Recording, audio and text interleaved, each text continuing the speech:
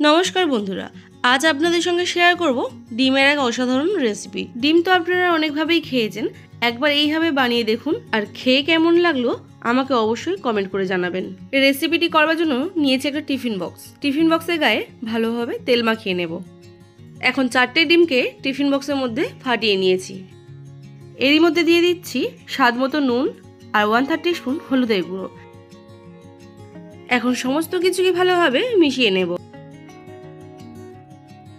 এখন টিফিন বক্সের ঢাকনা বন্ধ করে গরম জলের মধ্যে বসিয়ে ঢাকা চাপা দিয়ে 10 মিনিটের মতো হতে দেব। আর এরই মাঝে মশলার একটা পেস্ট বানিয়ে নেব।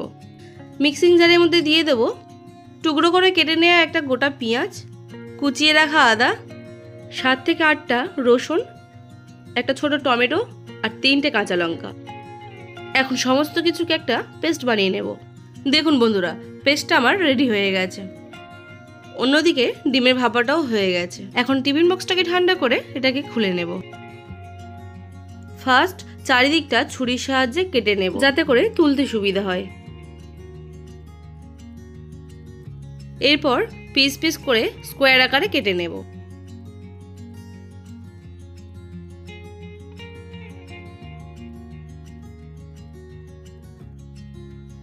দেখুন, এভাবে আমি কেটে নিয়েছি।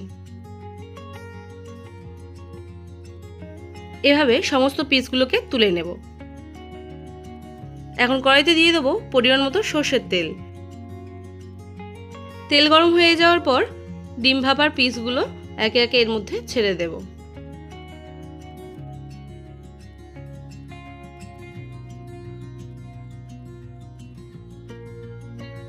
বেশি ভাজবার দরকার নেই, উল্টে পাল্টে সামান্য লাল লাল করে ভেজে নিলেই হবে।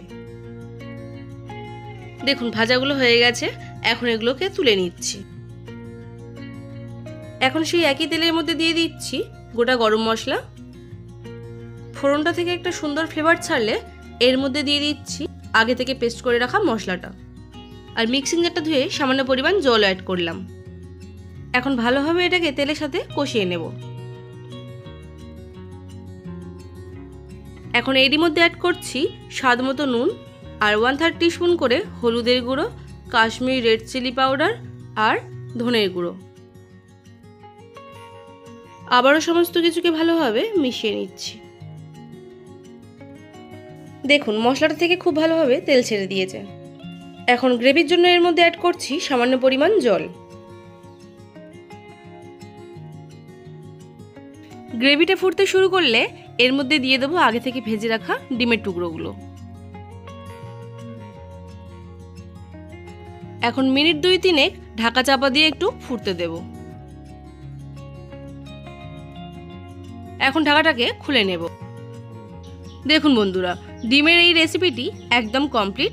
এখন এটাকে নামিয়ে নেব।